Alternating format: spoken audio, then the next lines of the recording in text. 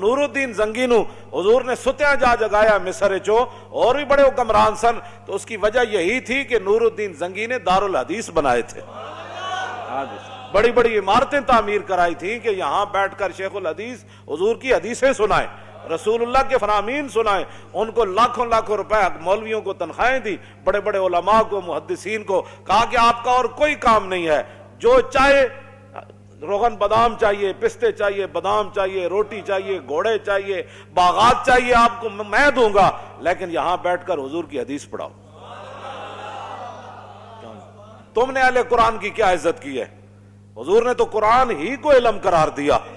ہاں، حضرت زیاد بن لبید کہتے ہیں نا، حضور نے فرمایا یہ وہ وقت ہے کہ جب علم چلا جائے گا، تو کہتے ہیں میں نے عرض کی حضور کیف یذهب العلم نحن نقرأ القرآن ونقرئ ابناءنا ويقرئ ابناؤنا ابناءهم الى يوم القیامہ، حضور قرآن علم کیسے چلا جائے گا؟ پھر آپ کی امت پر زوال آ جائے گا، ہم آپ سے قرآن پڑھتے ہیں، ہم اپنے بچوں کو پڑھائیں گے، ہمارے بچے اپنے بچوں کو پڑھائیں گے، ان کے بچے پھر اپنے بچوں کو پڑھائیں گے، الى یوم القیامہ، قیامت تک یہ سلسلہ چلے گا، تو علم کیسے چلا جائے گا؟ حضور نے فرمایا او زیاد، میں نے تو سمجھا تھا تو بڑا سمجھدار آدمی ہے، مدینہ منورہ میں تیری ماں تجھے روئے، یہ کیا بات تو نے سمجھ لی؟ اولیس ھذا الیہود والنصارى یقرؤون التوراۃ والانجیل ولا یعملون بشیء فیہما، فرمایا یہ تمہارے سامنے یہود و نصارہ موجود ہیں، تورات بھی پڑھتے ہیں، انجیل بھی پڑھتے ہیں، لیکن جو اس میں لکھا ہے اس پر عمل نہیں کرتے، تو فرمایا میری امت قرآن ضرور پڑھے گی لیکن عمل نہیں کرے گی تو علم چلا جائے گا۔ بتاؤ، یہاں تو قرآن دیکھ کر امت کو پڑھنا نہیں آتا، جن کو دیکھ کر قرآن نہیں پڑھنا آتا ان کو کیا سمجھنا ہے کہ جناب فَبِأَيِّ آلَاءِ رَبِّكُمَا تُكَذِّبَانِ کا کیا معنی ہے؟ كُلُّ مَنْ عَلَيْهَا فَانٍ وَيَبْقَى وَجْهُ رَبِّكَ ذُو الْجَلَالِ وَالْإِكْرَامِ کا کیا معنی ہے؟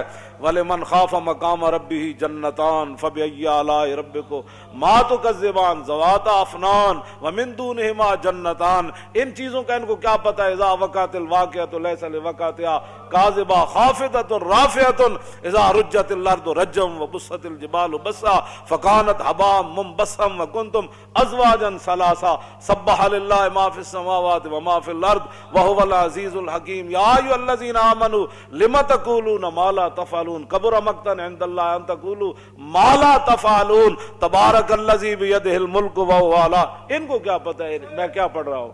ہاں جی، جب آپ نے خود ہی قرآن کے ساتھ ایسے کیا، بال کندھا بیان میں نقطہ توحید تو آ سکتا ہے، تیرے دماغ میں بت خانہ ہو تو کیا کہیے؟ جہاں میں بندہ حر کے مشاہدات ہیں کیا، تیری نگاہ غلامانہ ہو تو کیا کہیے؟ اقبال کہندا تینوں پتہ ہی نہیں محمد عربی دے غلاماں دا جناب، ہاں جی انہاں دی ویکھن دا انداز کیویں تے انہاں دے چلن دا انداز کیویں، انہاں دے رہن دا انداز کیویں، انہاں دے کافراں نال گل کرن دا انداز کیویں، انہاں دا کھان دا انداز کیویں۔ کیوں جی؟ حذیفہ بن یمان اور رومیاں دے دسترخوان تے بیٹھے، ہزاراں نعمتاں پئیاں، روٹی کھاندیاں لقمہ نیچے گر گیا تے آپ جدوں چکن لگے تے نال والےاں نے کیا حضور اے کام نہ کرو، کہ ایک ہی کہن گے کہ نہ روٹی کدی نہیں ویکھی، یہ تھلو لقمے چاہ کے کھاندے، اسی دینا واسطے ہر قسم دے کھانے تیار کیتے، تے آپ نے فرمایا آترو کو سنت رسول اللہ لحاظ علوما کا، فرمایا آپ چلیا میں انہاں واسطے اپنے نبی دی سنت چھڑ دیوا۔ جہاں میں بندہ حر کے مشاہدات ہیں کیا، کیوں جی؟ تیری نگاہ غلامانہ ہو تو کیا کہیے؟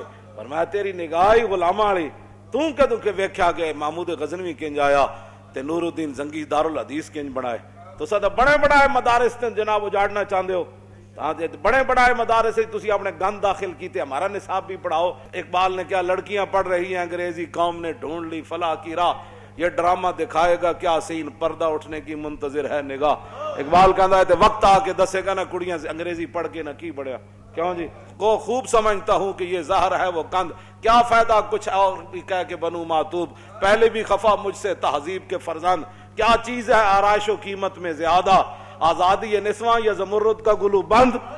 کہنا میں کہندا میرے پہلے بھی بڑے ناراض ہیں تہذیب دے فرزند، کہنے لگا میں انہاں دا ہور ہے نا میرے خلاف بک بک، یہ میرے خلاف لوگ نہیں کرتے بک بک، اقبال کہندا میرے خلاف بھی بک بک کر دیں، کیا فائدہ کچھ کہا کہ او بھی بنو معتوب، پہلے بھی خفا مجھ سے تہذیب کے فرزند۔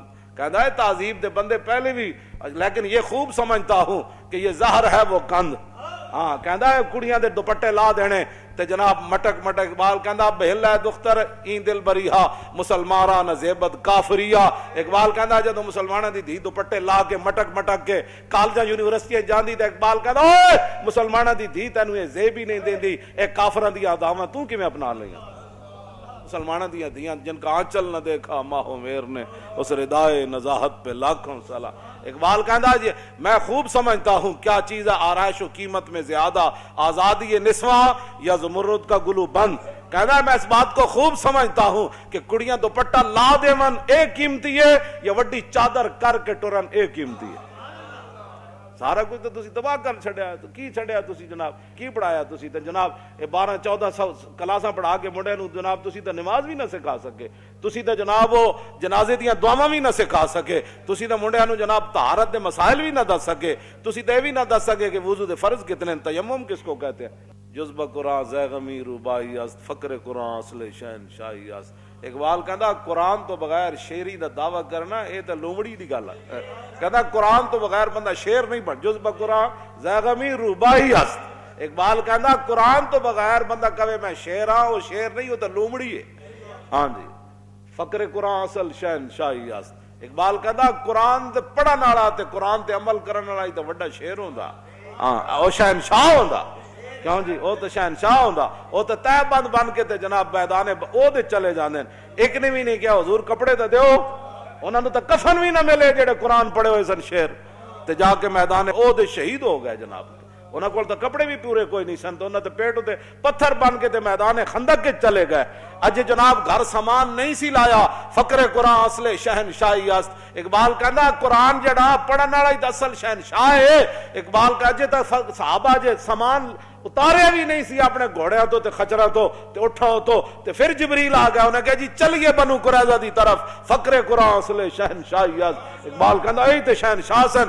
ایک صحابی نے بھی نہیں کیا حضور روٹی بھی رج کے نہیں کھادی, انہیں کہا جی چلیے بس اتنی گل ہے جناب. قبر وچ اتنی جگہ ہے, اسن دے کے رون لے اور دس تینوں دتا کس دلاسا ہو, اسن دے کے رون لے اور دس تینوں دتا کس دلاسا ہو. بندے عمر بندے دی ایویں گزری جی میں پانی وچ پتاسا ہو, تے سوڑی سامی سٹ گتے سن تے پت نہ سگ سے پاسا ہو, تے صاحب تے تو لیکھا منگسی باہو رتی گھٹ نماشا ہو. اس واسطے اتنی ساری لبنی جا, او بھی قسمت والے نو لبنی, او بھی قسمت والے نے رکھنا ہے انہوں تھلے, ورنہ گور کون تے دھڑال کر کے سٹ دین. پھر قبر جنہ دی جیوے ہو, اور قبر پھر انہاں دی جینی جنہ حضور نال وفا کی تھی. ہاں پھر رسول اللہ نال جنہ وفا کی تھی تے اسی تو انہوں او راہ لا رہے ہیں. نور الدین زنگی کی بنایا جی دارالحدیث. دوسرا انہاں مدرسے کھولے, بند نہیں کیتے, مدرسے کھولے تے دینی کتاباں چھاپ کے تے مفت تقسیم کیتیاں. چھاپ تے مراد لکھوا, مطلب تسی کہو جی اس ویلے چھاپے خانے کتے ہوندے سن, اس ویلے بڑے بڑے شیر بیٹھ کے سونا سونا خط لکھدے سن. ہاں. تیسری بات, نور الدین زنگی نو ستیاں رسول اللہ نے جا کے جگایا, فرمایا اٹھا ہے میری ناموس کے لیے. کیوں جی ایویں کوئی نہیں کوئی کام کسی دا کردا, کوئی تعلق ہوئے تو کرنا. ہاں کوئی تعلق ہوئے تو کرنا, ایویں نہیں کردا جی فلانا نہیں کردا میں آخر نہیں کردا تو روے اپنی قسمت نو. کیوں جی شکر کرن لبیک والے جڑے دیہڑی راتی لبیک دا نعرہ لاندے ہو نہ ہو میرا ذکر حضور میں ہوا, ورنہ خوشی میری طرف دیکھ کے مسکرائی کیوں. تسی کتنے خوش نصیب ہو, ہر ویلے تجدید عہد کر دیو. کیوں جی تجدید وفا کر دیو. تیسری بات جو نور الدین زنگی کے اندر تھی, وہ سرکاری خزانے سے تنخواہ نہیں لیتے تھے. ساڑھے بزرگاں نے لکھا ہے نا, تین وجہ تو نور الدین زنگی نو حضور نے ستیاں جا جگایا. آپ نے فرمایا کہ آ مدینہ منورہ میں میری عزت کا کام ہے. پھر نور الدین زنگی پھر این اپنا دامن کر کے نا کمیز این چک کے تے پورے مدینہ پاک دی گلیاں این پھریا سی, اپنی فوج نال روندا سی, حضور تسی مینوں اس کام واسطے تسی مینوں منتخب کیتا, حضور میں تے اس کوئی نہیں سی قابل, حضور تسی مینوں آ جگایا, حضور تسی میرے اس کام واسطے منتخب کیتا.